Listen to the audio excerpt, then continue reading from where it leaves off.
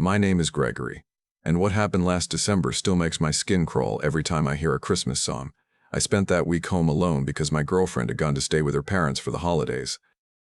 I had to stay behind for work, and even though the idea of a quiet week to myself sounded great at the time, I didn't realize how quickly silence can turn into something that eats at you. I live in a quiet neighborhood in a small upstate New York town. The houses are spaced pretty far apart, and most people on my street leave for Christmas. For the first time in years, I basically had the whole block to myself. I thought that meant peace, rest. Maybe finally catching up on shows I'd been putting off. By the end of the week, I couldn't sleep without every light in the house on. On my second night alone, everything shifted. It was around 9, already pitch black outside. It had been snowing softly all day, covering the yard and driveway in a clean white layer. The house was warm, quiet, almost too quiet, so I left the TV on in the background while I made pasta and chicken. My girlfriend usually cooks. My meals are never anything impressive, but the TV noise helped to make the place feel less empty. Even then, I remember that feeling of strange hollowness, like the walls were listening to me instead of the other way around. I was halfway through dinner when I heard something. At first, I thought it was part of the TV, but something about the sound didn't fit. I muted the screen and sat still. The noise continued, soft, distant, but definitely real. It took me a few seconds to understand what I was hearing. Singing. Someone was singing outside my house in the middle of a calm, empty, snow-covered night. I froze, listening harder. The voice got clearer, just barely, and the moment I recognized the melody, a cold feeling crawled up my spine. It was Jingle Bells. Slow, off-key, and unmistakably an adult man's voice. I got up and moved toward the front door because that was where it seemed to be coming from. With every step, the singing grew louder. By the time I reached the entryway, it sounded like the person was right on my front stoop. Even then, I tried to rationalize it. Maybe someone from a nearby street wandered over, maybe some lonely guy was caroling on his own. It was weird, but not impossible. Still, something felt wrong, a low hum of dread I couldn't explain. I opened the door. Standing under the yellow glow of my porch light was a man who looked maybe 40 or 50. No hat, too thin coat, snowflakes stuck to his hair. But the strangest part was the way he stood. He stared directly down at my welcome mat, not blinking, not noticing me at all, as he sang Jingle Bells like he was performing for the ground. His voice was strange flat, dragging, almost like he didn't understand the rhythm. I forced a small smile because I didn't know what else to do. I'd never had Christmas carolers before, especially not solo ones, and definitely not ones who acted like they couldn't see me. He finished the song, paused to take a breath, and I expected at least some reaction, a greeting, a nod, anything. Instead, he started singing again from the beginning, same tone, same pace, except now he lifted his head and made direct eye contact with me. My smile dropped instantly. The way he stared at me felt wrong, like he didn't actually see me but was somehow watching through me. I stood there awkwardly, pretending to listen, waiting for him to stop. He didn't. He just looped the song again and again. I checked my phone after a while and realized nearly 10 minutes had passed. 10 minutes of the same off-key Jingle Bells, his eyes never leaving my face. My stomach tightened. Finally, I gave him a polite thank you and slowly closed the door, hoping that would end it. It didn't. Even with the door shut, the singing continued without hesitation. I sat back at the table, trying to finish dinner, but every note went straight through me. There was something deeply unsettling about a stranger standing inches from your front door, singing like they belonged there. I told myself maybe he was mentally ill or lost and that he'd eventually walk away. But the longer it went on, the more my nerves buzzed. The singing didn't stop once. It didn't speed up, didn't slow down. It was like listening to a broken music box. After almost 20 minutes, the singing abruptly stopped. The sudden silence felt louder than the song had. I got up, heart pounding, and went to the window beside the door.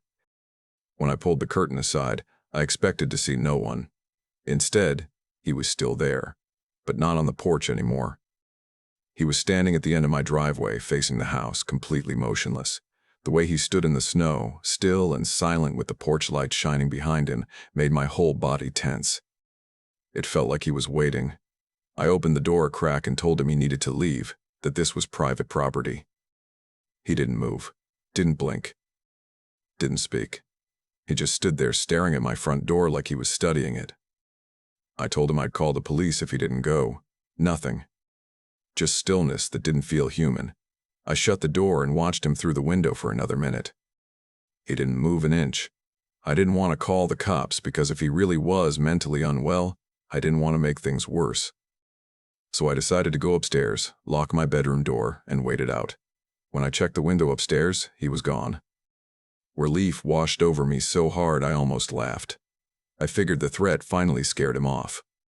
I changed into sleek clothes, turned on my bedside lamp, and started reading to calm down. Maybe 15 minutes later, a sound drifted in from behind the house. Soft at first, then clearer. Singing. Jingle bells. The same voice. I froze. I knew instantly it was him. I dropped my book and rushed to the window. When I looked down into my backyard, my breath caught in my throat. He was standing directly below my window in the snow, staring straight up at me while he sang. Same blank face. Same monotone voice. Snow falling around him, sticking to his shoulders like he didn't even feel it. The sight made my whole body go cold. I threw open the window and yelled that I was calling the police. The singing stopped immediately. He went dead silent, staring at me without a sound. The silence lasted 3 terrifying seconds. Then he moved. Fast. He launched into a full sprint toward my back door on the lower level, disappearing under the roof overhang. The moment he was out of sight, a sound erupted from him that I will never forget. A scream, not human, not anything normal. It was like the shriek of something dying mixed with a metal-grinding roar, deep and violent. It tore through the backyard and shook the entire house. Then came the banging. The back door shook violently as he slammed into it, kicked it, clawed at the handle. Each impact rattled the floor under my feet. I grabbed my phone, dialed 911, and ran into my bedroom closet with a baseball bat in my free hand. The operator told me to stay hidden. I could still hear the screams and pounding from downstairs. It sounded like he was trying to tear the door off its hinges. I kept imagining the lock snapping and him bursting into the house. Then, silence. Everything stopped. No screams, no pounding, just nothing. The silence was worse. I didn't know if he left or if he made it inside. I stayed in the closet until the operator said the officers were there and calling out for me. When I opened the closet door, my legs were shaking so badly I could barely stand. I went downstairs, unlocked the front door, and met the officers. They checked the outside of the house and confirmed the back door was still locked. The snow told the story clearly. Deep footprints showed exactly where he stood below my window, then the messy, frantic pattern of his sprint to the back door. After that, the tracks led into the woods behind my house. The officers followed the trail for a short distance but came back quickly. They said it wasn't worth going into the woods at night. They acted like the entire situation was just another strange holiday incident, nothing serious. They told me to keep my doors locked and that everything would be fine. I didn't believe them. I still don't. After they left, the house felt even colder, bigger. Like every dark corner might have someone standing just out of sight. I checked every lock twice.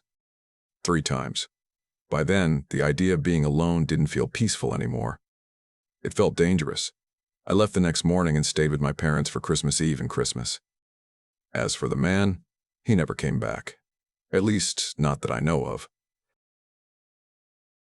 I was 6 years old the year everything happened, but somehow those memories burned themselves into my brain so deeply that even now, years later, they still play on repeat whenever December comes around. It was right after my birthday in November, the same day as the Odell Beckham Jr. Catch something my whole family wouldn't stop talking about even during my little celebration. I didn't understand football at all, but I understood the excitement. Everyone was yelling about the catch, and all I cared about was that it was my birthday, and I was happy like any 6-year-old would be. That year I got tickets to the Mavs versus the Wizards game on December 6th. Even though I was a Cavaliers fan, living in DFW meant being surrounded by Mavs fans, and I didn't mind. I was just excited. It was going to be my first NBA game. Christmas came a few weeks later, and I got an Odell Beckham Jr. jersey and a Mavericks shirt and sweatshirt. My family knew I was getting into sports, and I loved every second of it. And then, one of my Christmas gifts was another Mavericks game, December 28th, Mavs versus Thunder. 2 games in 1 month. At 6 years old, that was like winning the lottery. The first game was perfect. The Mavs won by something like 2 points, and the whole arena felt alive. I had never seen anything like it. The lights, the noise, the crowd, pure magic. The drive home was only about 30 minutes, and I spent the whole time replaying the game in my head. Everything felt normal the next few days, but inside I was counting down until I could go back. I didn't know it would be the last time I went for years. The second game was different from the moment we found our seats. Last time we were maybe 7 rows from the court, seats that made you feel like you were part of the action. This time we were up higher, in a corner area. Not bad, just different, but I didn't care. I was still excited, still happy to be there. The Mavs were destroying the Thunder at halftime, like 30 or 40 points ahead. I wanted to walk around, get food, go to the bathroom by myself, but my parents wouldn't let me. I was only 6. So we all walked together to get something to eat. We waited in line for about 10 minutes. My dad left to get something from another restaurant inside the arena, so I stayed with my brother. When he got to the front to pay, I walked away to throw out the leftover candy they'd bought me before the game. The trash can was maybe 20 feet away. I wasn't thinking about anything except getting rid of the wrapper. I turned, walked over, tossed it in, and that's when he showed up.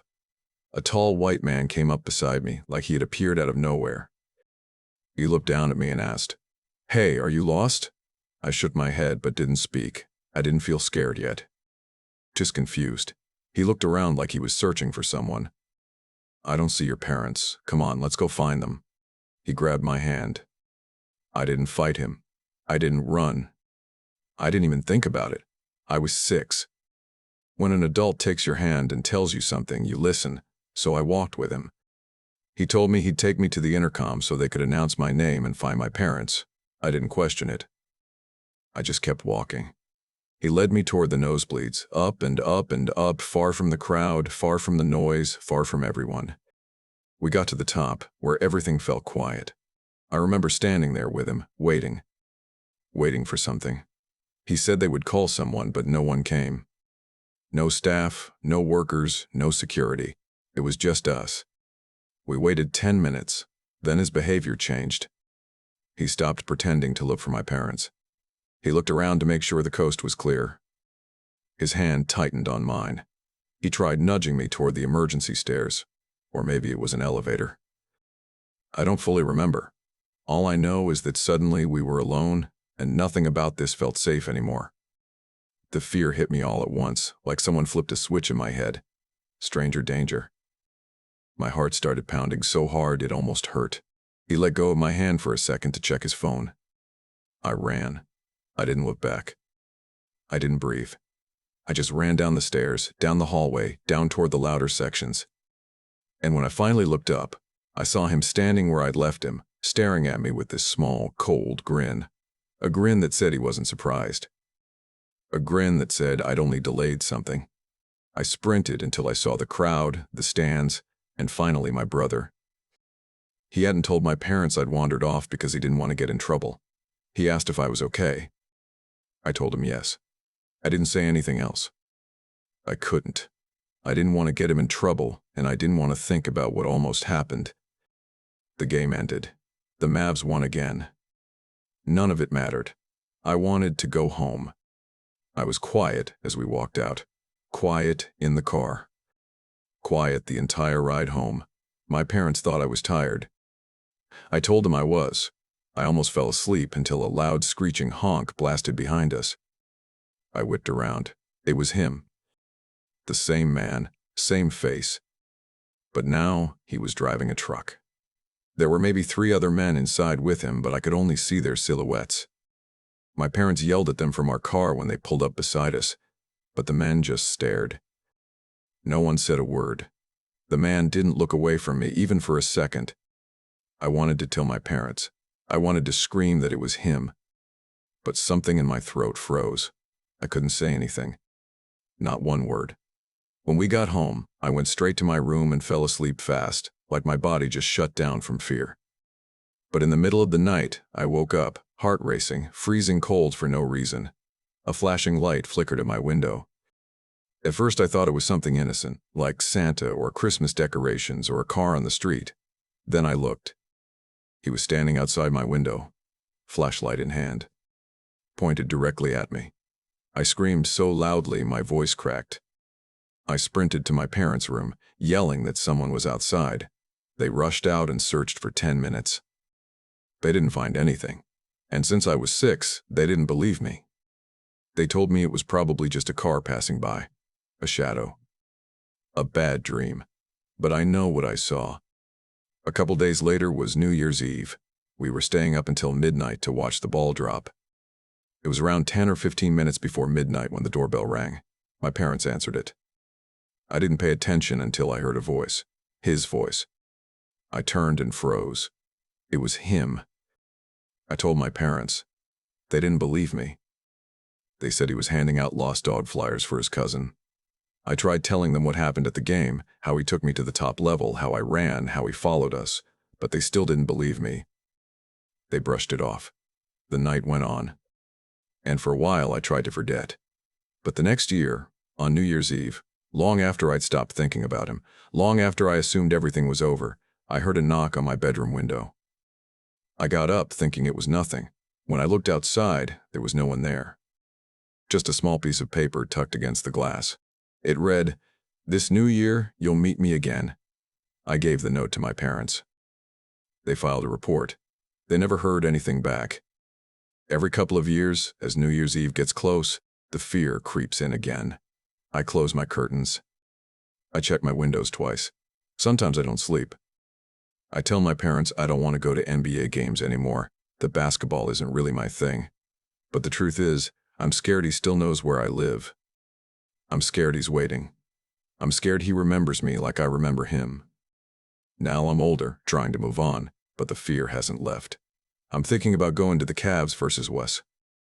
Mavs game on January 2nd or 3rd, my first game since everything happened, but part of me wonders if that's exactly what he's been waiting for. And even now, whenever December comes around, I still close my curtains. Always. Because somewhere deep inside, I still believe he'll come back. I remember that night way too clearly, and even now, I still catch myself thinking about how close my family came to something truly terrible. It was early December, one of those cold weeks where the sky feels heavy with snow every day, and we decided to drive north into the mountains to cut down a real Christmas tree. It was something my wife Marianne and I had always wanted to do but never got around to. Our 7-year-old son Andrew was practically bouncing in his seat from excitement. The weather was cold, cloudy, and quiet, with that gray winter look that makes everything feel like the world is holding its breath. To us, it made the trip feel even more like Christmas. The whole drive up the winding road made me feel like a kid again myself. It had been years since I did something that felt that genuinely festive, and seeing Andrew so happy brought back memories I didn't even realize I still had. When we finally reached the remote area Marianne found online, there were no other cars in the parking lot. It was completely empty, just a small clearing surrounded by woods. A few scattered light posts glowed dimly between the trees, not bright enough to properly light the place, but enough to keep us from being in total darkness. We picked the location specifically because of those lights. We didn't want to be walking around pitch-black woods, even with flashlights. Still, we brought 3 flashlights anyway. We weren't trying to be stupid. We parked beside a narrow, unmarked path leading deeper into the forest. Snow still covered the ground from a storm earlier that week, and up this high in the mountains, it never melted quickly. The moment the truck stopped, Andrew jumped out and started throwing snowballs at us, laughing and yelling, so I scooped up some snow and threw a few back. If we were going to do this, I wanted to make it fun for him, something he'd remember. I grabbed the flashlights and the axe I planned to use for the tree. The moment we stepped onto the path, the snow crunched loudly beneath our boots. Andrew ran ahead, pointing at every tree he thought looked perfect, though half of them were crooked or too small. The deeper we walked, the more the road disappeared behind us, until the only light came from the faint moon glowing behind thick clouds. At one point, I asked Marianne and Andrew to stop for a second so we could take in how quiet it was. There wasn't a single sound, not even birds or wind, just us and the cold. Honestly, if I had been alone, the silence would have made me turn around right away. There was something unsettling about it, something that crept under my skin. But I kept reminding myself we were doing this for Andrew, and he seemed fine, at least at first. The further we walked, the darker everything became. Eventually, the glow from the parking lot disappeared entirely, and all we had were our flashlights. Andrew started getting a little nervous, asking how far we were going and commenting on how really dark it was. I kept feeling this strange pressure, like someone was behind us watching. Every time I turned around, the path was empty, just untouched snow and darkness. But that feeling wouldn't leave. Around 15 minutes in, we finally reached a spot filled with tall, full trees. Andrew ran around in circles looking for the best one, and Mary Ann stayed close to me. She whispered that she wanted to pick a tree fast because she had a bad feeling. I already knew exactly what she meant. I felt it too. Then, out of nowhere, I heard soft crunching behind us. Slow, deliberate. Not like an animal, not like any of us. The kind of footsteps someone makes when they're trying not to be heard. When I turned around, my breath caught in my throat. A man stood about 30 feet back on the path. He was dressed in dark clothes that weren't meant for winter. Bare red hands, thin windbreaker jacket, no hat or gloves. His face looked pale, stiff, like he'd been outside in the cold way too long. Mary Ann immediately grabbed Andrew's arm and pulled him close. When the man noticed us staring, he gave this slow, uncomfortable smile and stepped forward. His voice cut through the silence in the creepiest way as he asked if we were looking for a Christmas tree. His voice was deep but soft, like he was trying to sound harmless. Before I could say anything, Andrew excitedly said yes. I felt panic shoot through me because I didn't want this man knowing anything about us. Mary Ann quickly lied and said no, we were just walking.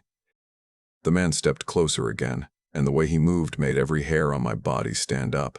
He said we didn't need to lie because he wasn't a park ranger. How he said it made it obvious he knew exactly why we lied. We weren't supposed to be chopping down trees. I didn't want to talk. I didn't want him near my family. Something about him was deeply wrong. He looked hungry, desperate, exhausted, like he hadn't slept in days or weeks. I told Mary Ann we should head back to the truck, and she nodded, gripping Andrew's jacket tighter. As we started walking past him, he just stood there smiling, giving us this little nod like he was politely letting us go. But Andrew kept looking back, constantly asking if the man was following. I kept telling him to face forward. Every time I checked behind us, the man was closer than before, yet I never heard him speed up. His steps stayed slow, steady, dragging like his boots were too big. I whispered to Mary Ann that once we reached the clearing, we had to run to the truck. She held Andrew's hand tighter, not daring to look back. The moment we reached the gap in the trees where the parking lot opened up, I told him to go. Mary Ann scooped Andrew up and ran as fast as she could through the snow. I stayed behind for a second, turning to block the path with the axe in my hand. I'm not a violent person, but holding it was the only thing that made me feel even slightly less terrified. The man stopped walking and just stared at me. He raised his hands halfway in some odd gesture, still smiling, and said, "I mean no harm." "Why don't you get back to your truck now?" The way he said truck made my chest tighten. He spoke like he already knew we came in one, even though from where he'd been standing earlier he shouldn't have been able to see anything. I told him we didn't want trouble, then turned and hurried down to the lot. But halfway there, Mary Ann suddenly screamed my name. When I reached the truck, she pointed to the tires. Both on the right side were completely punctured, huge slashes. Fresh. That man had done it before we even returned to the car. That meant he saw us pull in long before we ever saw him. We were stranded. I told Mary Ann to call 911 immediately. She struggled with service, walking around the snowy lot trying to find a signal but never straying far from the truck. Andrew sat inside now, watching us in panic. He was old enough to understand something was wrong. When Mary Ann finally reached someone, I took the phone because she was shaking too hard. I explained where we were, what happened, and that a man who felt unstable had followed us out of the woods. The dispatcher told us to lock ourselves inside the truck, stay on the line, and that officers and a tow truck were being sent immediately. But reception kept cutting out. The dispatcher's voice dropped in and out. And then Mary Ann screamed again, pointing to the tree line. This time, there weren't one or two people. There were three. Maybe more. Just silhouettes at first, dark shapes between the trees, like shadows watching us. Then two of them stepped forward, slowly walking toward the truck. I told the dispatcher what was happening, and she asked the question I never expected to hear. "Do you have any kind of weapon?" I told her about the axe, and she said if it came down to it, I needed to use it to defend my family. Hearing that made everything real. Andrew started crying. Marianne tried soothing him, even though she was shaking. The two people kept walking slowly, waving their hands and saying, "We're here to help." Their clothes looked worn and thin, not meant for cold. They weren't the man we saw earlier. They didn't run or rush, just walked steadily like they already knew we couldn't leave. Then suddenly, both of them turned around and sprinted back into the woods, disappearing between the trees. For a second, we didn't know why. Then we heard it. Sirens. They grew louder and louder until flashing lights finally appeared down the road. The police SUV pulled into the lot fast, spotlights sweeping across the snow. I flashed the truck lights to help point them toward the tree line, but by the time the cruiser reached us, the figures were gone. Only their footprints remained. Two officers jumped out immediately with flashlights drawn. I got out and practically dropped to my knees, thanking them. I pointed into the woods, explaining everything. They told us to stay inside while they searched. Within minutes, more units arrived. One officer stayed with us while others followed the footprints deep into the forest. Andrew had stopped crying and was now just wide-eyed, overwhelmed by the lights and the officers. Marianne held him, keeping him calm. After a long search, the officers came back with exactly what I expected. They found no one, just tracks in the snow leading deeper into the woods and splitting in multiple directions. They said sometimes squatters or drifters set up hidden camps in the mountains, especially in winter. They told us they didn't know if the people had come from something like that. The tow truck eventually arrived, and the police stayed with us the entire time. They had us sit in the back of a cruiser to stay warm. None of us spoke. Marianne held Andrew, and I just stared out the window at the dark trees. Even with officers around us, I kept expecting to see someone standing there again. On the ride home, no one talked. It felt like speaking would bring everything back to life. We never tried to cut down a Christmas tree again. We never went back to that mountain. Even years later, I refused to go anywhere near it. What scares me the most isn't the strange man or even the group watching us. It's the realization that they saw us the moment we arrived. They waited. They slashed my tires before we even walked into the woods. They wanted us far enough away that we wouldn't make it back in time. We were unbelievably lucky. Lucky we trusted our instincts. Lucky we turned back early. Lucky I had the axe. Lucky the police arrived when they did. I still think about how close we came to never going home. Still think about that night more than any other memory from my childhood. I was only a kid old enough to stay home alone for a short time, old enough to feel proud of that independence, but still young enough to get scared easily. It was a few days before Christmas, the kind of cold December night where the streets look calm and peaceful, wrapped in colorful lights and quiet snow. My mom had to run to the grocery store to pick up things for Christmas dinner, and my dad was working late like he always did around that time of year. They weren't supposed to be gone long. I remember feeling excited at first, like it was a big moment to be trusted alone. I made myself comfortable on the couch, watching some Christmas movie I had already seen 100 times, eating cookies, and listening to the fire crackle beside the tree. Everything was perfect. Outside, the neighborhood glowed with decorations, and even though it was early evening, the sky had already turned a dark blue-black, the kind of darkness that feels thicker and quieter in winter. The blinking lights from the neighbors' houses reflected off the snow and made the street look like something out of a postcard. I didn't expect anything strange. I didn't even feel nervous. I knew my mom would be back soon, and my dad would be home later. But the night turned into something I wish I could forget, even now. It started with the doorbell ringing.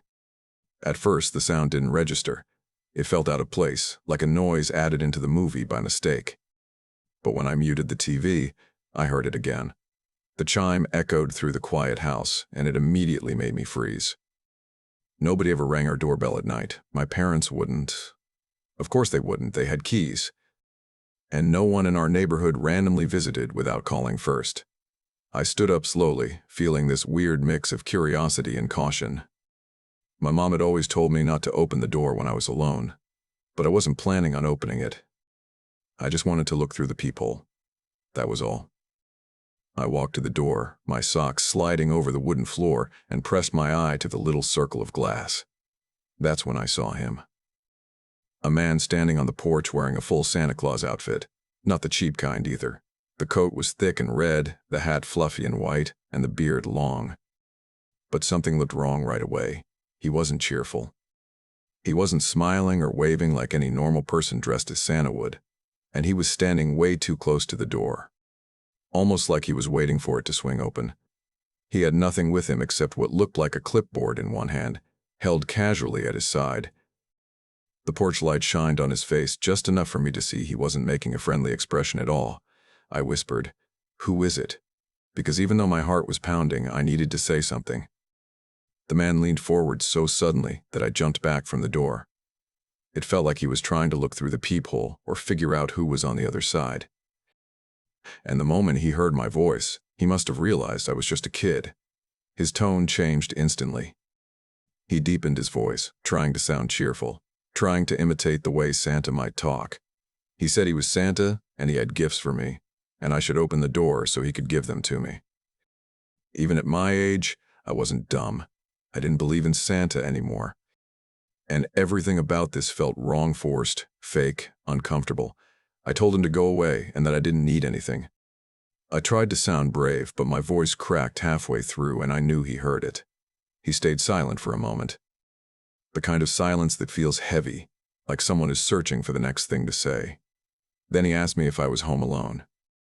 The second those words came out of his mouth, fear shot through my chest like someone dropped ice water into my lungs. My mom had always told me never to answer that question. Never let anyone know I was by myself. I didn't reply. I didn't stay by the door either. I backed away quickly, turning around and hurrying to the living room like being far from the door could somehow keep me safer. I sat on the couch, gripping a pillow so tightly my hands hurt, staring at the TV even though I wasn't watching anything. Every instinct in me wanted the sound of the doorbell to have been some misunderstanding. Maybe someone playing a joke. Maybe the wrong house.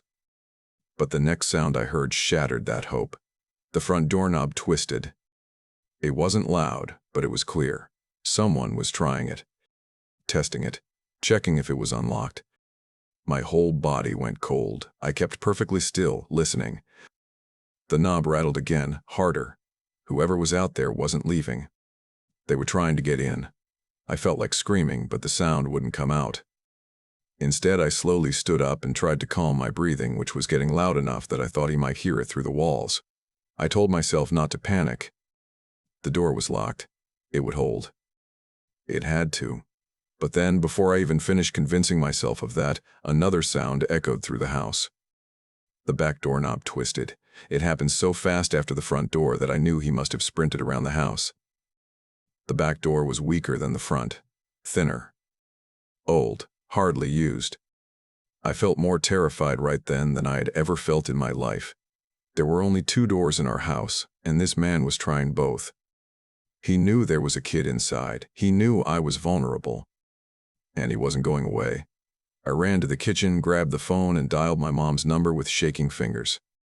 When she answered, I started talking fast, too fast, my voice trembling, my words tripping over each other because I was trying to say everything at once. I told her someone was trying to get in, someone dressed as Santa, someone who wouldn't leave. My mom's voice changed instantly. She went from casual to serious in half a second. She told me she was coming home right away, that I shouldn't open any door for any reason, and that I should stay low and keep the curtains closed. She sounded scared, and hearing fear in my mother's voice made everything even worse. I crawled behind the couch where I couldn't be seen from any windows. I held the phone tightly against my chest and stayed completely still. The house felt impossibly silent except for the small sounds outside. Light footsteps. Slow scraping against the wall, maybe taps on the glass. The smallest noises, but enough to let me know he was still out there. Still trying. Still searching for a way in. Every second stretched into a minute. Every minute felt like forever. I kept imagining the back door breaking open. I kept imagining him walking into the house in that Santa suit, breathing heavily, shutting the door behind him. Eventually, the noises stopped. I didn't move, though. I stayed curled behind the couch, waiting, counting in my head, trying to control the shaking in my arms and legs. When I finally heard a car pulling into our driveway, I instantly recognized the brakes. My mom's car had this squeaking sound that was impossible to miss. Relief hit me so hard I almost cried. But I didn't leave my hiding spot until I heard the front door unlock, open, and slam shut. My mom called out my name, her voice loud and panicked. I ran to her, and she dropped the grocery bags and wrapped her arms around me. She told me something that made my stomach twist even tighter. As she was driving home, she saw a man dressed as Santa walking down our street. Just walking casually like nothing was wrong. She slowed her car and yelled out the window, asking what he was doing. He told her he was collecting donations for Christmas, but she didn't believe him for a second. She said he looked nervous and uncomfortable, and the moment she started yelling, he walked away fast, almost like he was trying to disappear before she could question him further. She said she was proud of me for not opening the door and for calling her right away. She called the police. They came to the neighborhood and asked questions. A couple of neighbors said the same thing. A Santa had knocked on their doors asking for donations, but they all thought it felt like a scam. None of them said he tried to enter their homes. None said he acted threatening. But that didn't change what happened to me. That didn't change the fact that he tried both our doors. That he asked if I was alone. That he knew there was a child inside and still kept trying. He was never caught. The police never told us anything else. Maybe he left the neighborhood after my mom yelled at him. Maybe he stayed hidden until the patrol cars left. Maybe he went somewhere else entirely. I don't know. And honestly, I don't want to know. Every year when Christmas decorations go up, I think about that night. I think about being a little kid home alone, staring through a peephole at a Santa who wasn't smiling, wasn't cheerful, wasn't safe. I think about the way he spoke when he realized I was a child on the other side of the door. I think about the doorknobs twisting, the footsteps around the house, the silence afterward. And I think about how easily everything could have gone differently if just one door had been unlocked. Even now, it scares me more than anything else, because that man wasn't Santa. He wasn't lost. He wasn't asking for donations. He wanted something else, something that had nothing to do with Christmas, and the only reason I'm still here telling the story is because I listened to my mom's rules, and those locks held just long enough. I'll never forget that night. I don't think I ever could. The weather felt like something out of a Christmas movie: crisp air, clear skies, and that bright, innocent, quiet December has right before the holidays. We had driven hours into northern Montana, deeper than any sane person should travel in winter, heading straight for a remote region of Glacier National Park that looked like it belonged on a holiday postcard. Snow draped over the evergreens like powdered sugar, and the mountains sparkled under the sun. The trailhead sign was half buried under snow and so rotted it looked like it hadn't been read since before any of us were born. Our guide Reed told us we'd hike 6 miles to reach a winter base camp he'd used for years, then push deeper into the backcountry each day. I worked as a data analyst, fluorescent lights, coffee from cheap machines, and Christmas decorations taped to cubicle walls. Nothing about my life felt wild, nothing felt real. But Caleb, my friend, was buzzing with energy. He kept adjusting his backpack straps, scanning the trees, and muttering how his sister Emily would have loved the snow. Emily had disappeared on a winter camping trip 3 years earlier. They never found her. Only her torn backpack. Reed walked ahead of us, silent but confident, his boots crunching rhythmically through the snow. The trail was faint, almost ghostly, weaving through pines so tall their snow-heavy branches drooped like bent cathedral arches. Reed occasionally paused to point out fox tracks or explain how to tell the difference between pine and fir needles. His calm made me feel safe. At first, our base camp was a clearing encircled by enormous pines dusted in glittering snow. Reed told us to pitch our tents in a circle around the fire pit. Better protection, he said. It sounded practical, close, visible, safe from whatever winter threw at us. While collecting fallen branches for firewood, I noticed Caleb standing still, staring at one of the trees. He touched its trunk like he was checking for warmth. "You all right?" I asked. He pointed at the bark. Long strips, smooth and deliberate, had been peeled away, 15 feet high. Too high for any animal. Too clean for claws. They looked like someone had scraped the bark off using long fingers. "Reed," I called, "come look at this." Reed approached, examined it quickly, and forced a casual shrug. Probably elk rubbing their antlers. But I'd seen elk rubs before. They didn't look like something had held the tree with both hands and stripped it upward. That night, we sat around the fire, smoke drifting into the icy air. Reed told us old Kootenai legends, winter spirits, wandering voices, creatures that lure lost travelers using the sound of people they once knew. "Just stories," he joked, but his eyes kept flicking toward the trees. Around midnight, we heard it for the first time. Crying. Soft, uneven sobs drifting from the forest's edge, like a child lost somewhere in the dark. Every hair on my body rose. Reed stiffened. "Probably a cougar," he whispered. "They can sound like crying kids." But cougars didn't cry like that, circling the camp, weaving between trees, pausing whenever we swung the light in their direction. The sobbing traveled, creeping around us slowly, as if it was walking a wide circle. Observing. Testing. I'd worked with audio pattern systems. I knew when something was studying a response. The sobbing wasn't random. It was learning us. It lasted 15 minutes. When it finally stopped, the forest fell silent in a suffocating way, like the snow was swallowing every sound. The next morning, Reed insisted we pack up and keep moving. "Weather changes fast. Stay ahead of it," he said, though the sky was blue and cloudless. His GPS kept freezing, blinking every few seconds. His satellite phone wouldn't turn on. When someone asked about the trail, Reed hesitated. "This route isn't on official winter maps," he admitted. As we trekked deeper into untouched snow, Caleb spotted more stripped trees. Worse this time. Entire trunks scraped raw, long grooves carved deep into the wood like fingernails dragging downward. Human-shaped marks, but far too big. "Reed," I said, "tell me honestly. What animal does this?" He didn't answer. He just stared at his compass as if waiting for it to tell him something he didn't want to hear. When we set camp again, the temperature plunged with unnatural speed. Our breath fogged instantly. The fire struggled to stay alive even though the wood was dry. The crying started earlier this time. But it wasn't crying, it was speaking. Voices drifted through the snowy forest. Fragile, trembling calls for help. A woman's voice whispering, "Please, I can't find my way." A man's voice shouting for someone to wait. Then a child sobbing. Caleb jolted upright. "That's Emily. That's her voice." Before he could run, Reed grabbed him. "Do not answer it," he said, trembling. "Someone needs help," Caleb yelled. Reed's voice cracked. "I was here during the search for your sister."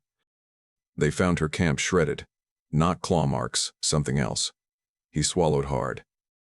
Something that mimics, something that hunts by sound. The temperature dropped further. Our fire dimmed as if something was stealing its heat. By dawn, Reed looked like he hadn't slept.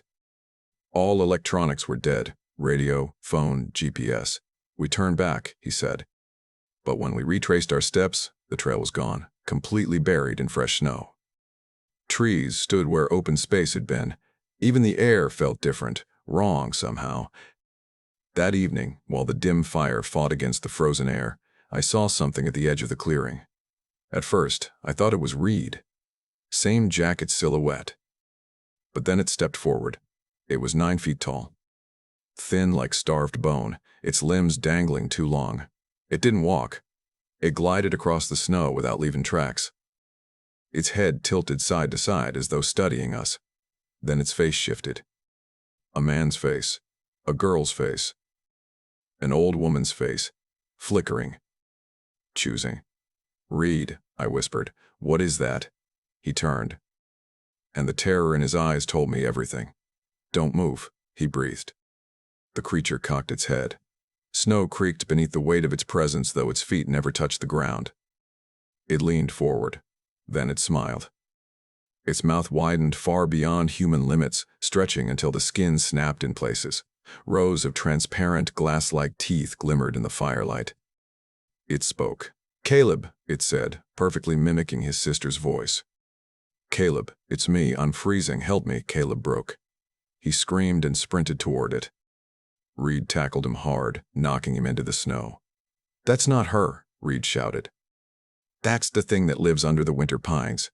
The creature laughed, a horrible mix of dozens of voices, layered like echoing wind through hollow spaces.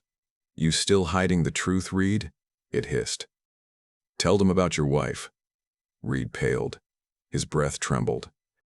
My wife disappeared here, he whispered, years ago. It took her too. The creature glided closer. Its gray skin stretched thin over twisting shapes beneath it, like insects pressing from inside. You've brought me new voices, it said softly. Christmas comes early this year. Reed pulled a pistol from his coat. Run, he whispered. If I don't make it. The creature lunged with impossible speed. It snatched Caleb by the throat, lifting him effortlessly. Snow sprayed in every direction. Caleb gagged, kicking, sobbing. Please don't. Reed fired twice. The bullets passed through the creature as if it were nothing but smoke. You can't kill an echo, it whispered. Then it climbed the nearest tree, dragging Caleb with it like a rag doll. Branches cracked. Caleb screamed. The sound cut off sharply, swallowed by wet tearing noises. Something thudded to the snow behind us. Caleb's body, empty inside but still moving, whispering something in multiple voices at once. Reed screamed, Run, while it feeds! But which way? Someone shouted. We're trapped. Downhill, streams lead out. Go. We ran through snow up to our shins. Branches whipped our faces. Ice tore at our lungs. Behind us, distorted laughter echoed, sometimes Reed's voice, sometimes Caleb's, sometimes my own. We reached a half-frozen stream and followed it in the darkness. I don't remember how long we ran. Hours, maybe. The cold numbed everything except fear. At some point, I heard Reed's final scream echo through the trees. Then, nothing. When the horizon finally glowed pink with dawn, we stumbled onto a narrow, icy road. A snowplow driver spotted us and rushed us to a ranger station. Our skin was frostbitten. 2 of us had hypothermia. I barely remembered my own name. Search parties went out. They found nothing. No campsite. No footprints. No torn trees. No blood. No signs we'd ever been there. Only one thing turned up, a small voice recorder buried in snow. Its metal casing was bent, half melted. When the rangers played it back, whispers layered over each other spilled out, hundreds of voices overlapping in a suffocating chorus. One sentence repeated over and over, in men's voices, women's voices, children's voices, we're still here. The official report called it collective stress and winter hallucination. They said Reed and Caleb likely fell through river ice. They closed the case 2 days before Christmas. But I know better. I quit my job 6 months later and moved to Phoenix, no pines, no Christmas forests. But the calls didn't stop. Late at night, my phone buzzes from blocked numbers. When I answer, I hear voices, sometimes Caleb's, sometimes Reed's, sometimes my own voice whispering things I never said. 2 weeks ago, I unplugged the phone entirely. But sometimes, even without power, I hear static humming faintly from the speaker. And through it, a voice like wind through winter branches. You heard us once. The static crackles. Something shifts on the line.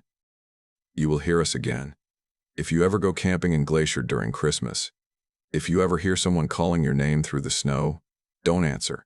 Some voices aren't calling for you. They're calling to you. My name is Dylan Mercer, and for nearly a decade I earned my living as a professional content creator.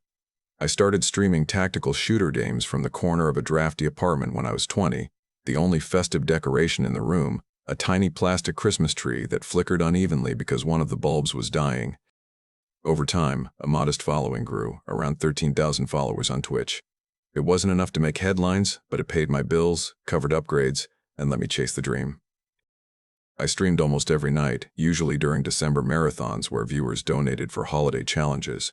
My appeal wasn't flashy plays, but strategic commentary, explaining map rotations, choke points, and flanking patterns. I even joined small tournaments around Washington and Idaho, placing decently but never breaking into the big leagues. Every Christmas, I promised myself next year would be the one where everything changed. And every Christmas, nothing did. Streaming is a ruthless business. Thousands grind for scraps of attention, and most burn out long before they make it.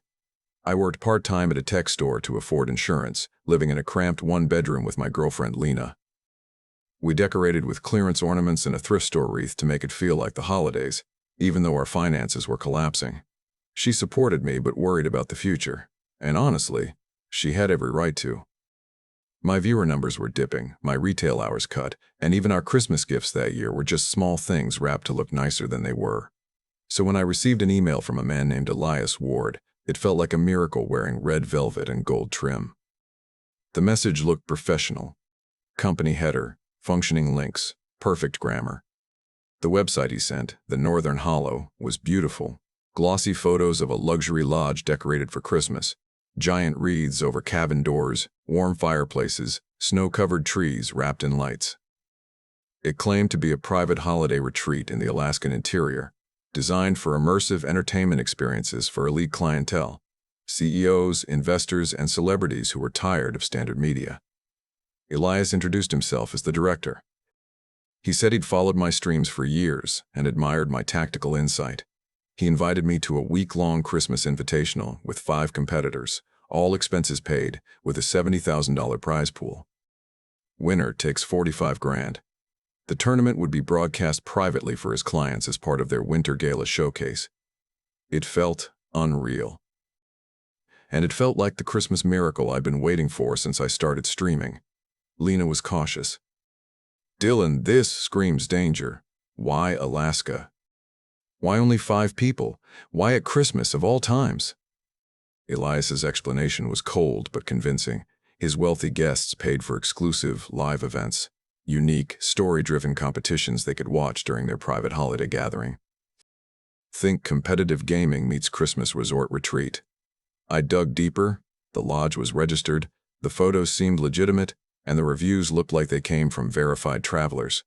I convinced myself that maybe, just maybe, this was the one good thing the universe had sent my way during a December that felt like it was crushing us. We met the other streamers in Portland 2 days before Christmas. Every one of them reminded me of myself, talented, broke, and decorated with holiday cheer only because they wanted their viewers to feel festive. Tommy, a 23-year-old barista who streamed with a tiny Christmas hat on his headset blade. Sierra, a single mom whose kid had drawn candy canes all over her stream background.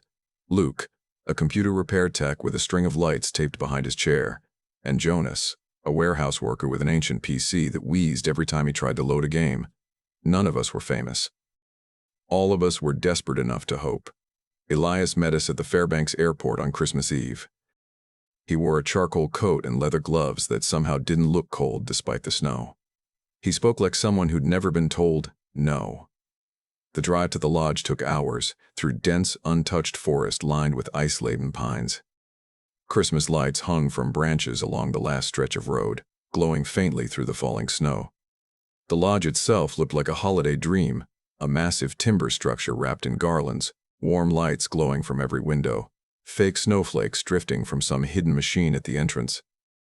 A giant Christmas tree stood in the lobby, glittering with ornaments. The air smelled like pine, cinnamon, and crackling fireplaces. The gaming lounge was even better. High-end PCs, perfect chairs, cameras mounted above us. Elias briefed us while Christmas music played softly in the background. "Our patrons expect excellence," he said. "You're not just playing, you're performing. Tonight is a warm-up. Tomorrow begins the real experience." That night, we streamed local matches while servers walked around offering holiday appetizers and sparkling cider. When I won a round, Elias handed me an envelope wrapped in red ribbon. Inside was cash. "A Christmas bonus," he said with a thin smile. The next morning, Christmas Day, things shifted. Instead of gaming, we were led outside to complete real-world tactical challenges in the snow. A ropes course strung with lights, a navigation run past giant candy cane markers, a shooting range built into the forest where targets were shaped like holiday figures. The wealthy guests stood behind glass walls, sipping hot cocoa and mulled wine while they watched us. Their murmurs were soft but constant, as though we were ornaments instead of people. It felt staged, festive, unsettling. That night at dinner, beneath wreaths and twinkling lights, Elias stood and raised a glass of champagne. Tomorrow, he said, begins the final stage. You've shown skill and adaptability. Now we'll see how you handle reality. Someone laughed nervously. Like airsoft? Sierra asked. Elias smiled like he'd been waiting for that question.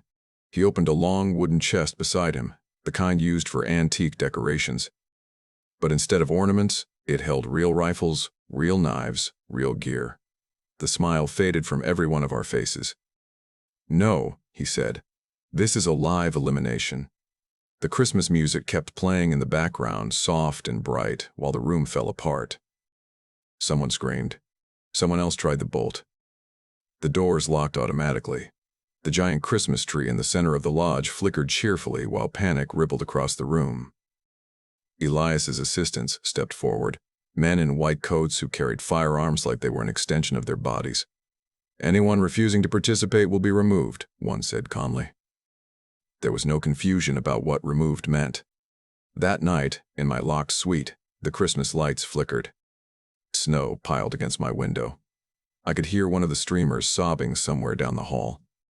The holiday decorations, the fake cheer, the warm glow, everything felt wrong, like being trapped inside a smiling monster. I thought of Lena. I thought of the small gift I'd wrapped for her, a pair of winter gloves I'd hidden behind my monitor before I left. I thought of how stupid I'd been.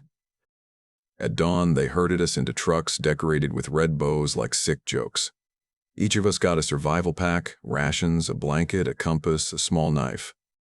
Weapons, they said, were hidden around the environment. The cameras would track our every move for the guests' Christmas entertainment. Treat it as the ultimate winter competition, Elias said, his breath fogging in the cold.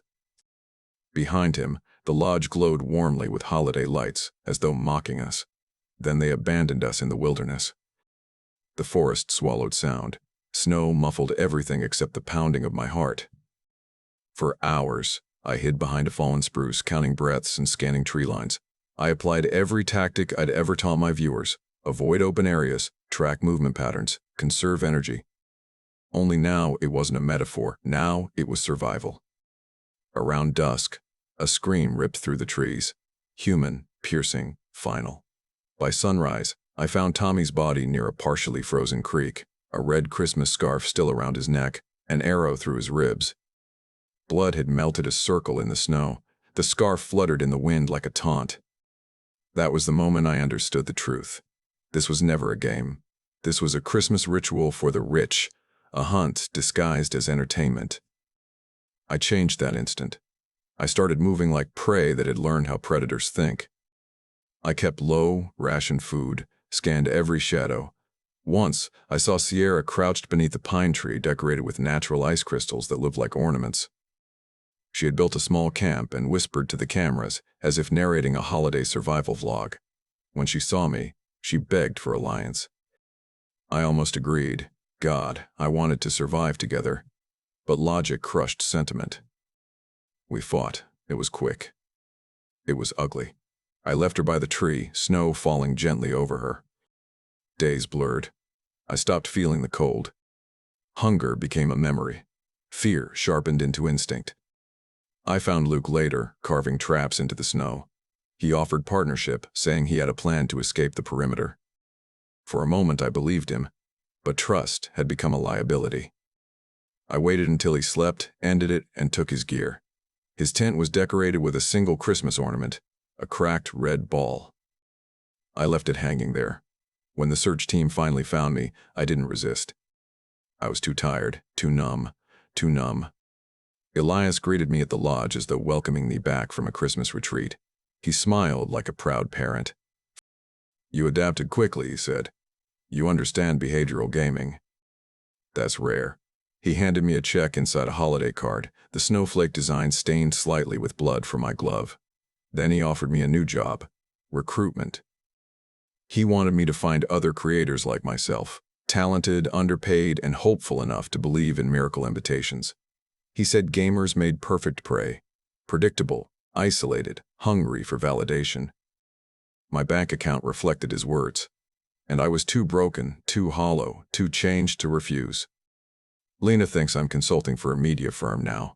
My family thinks I'm finally succeeding. I kept that Christmas card in my drawer. the check long cashed, as a reminder of the night the snow became stained. Since then, I've contacted dozens of small streamers. I praise their content. I invite them to exclusive Christmas events. They respond with gratitude, excitement, disbelief. They tell me they can't wait. They ask if it's real. I always tell them yes. They pack their bags, book flights, say goodbye to their families for the holidays, and then they disappear into the snow. So here's your warning, especially during the season when people are most vulnerable to hope. If someone offers you a private winter retreat, a holiday invitational, or a too-good-to-be-true Christmas competition off the grid, walk away. Ask questions. Bring friends. Don't travel alone. Behind every holiday miracle could be a monster wrapped in tinsel and velvet. Sometimes, late at night, I hear that scream by the creek again, echoing through the snow, mixing with faint Christmas music drifting from the lodge. I think about Tommy's scarf, Sierra's whispering, Luke's cracked ornament. There are nights I want to run, to confess everything, to disappear, to stream quietly again, to lose on purpose and laugh about it. But then another message appears in my inbox, another desperate creator hoping for a Christmas break that will finally change their life. And every time, despite myself, I hit send. The Northern Hollow never sleeps, especially not during the holidays.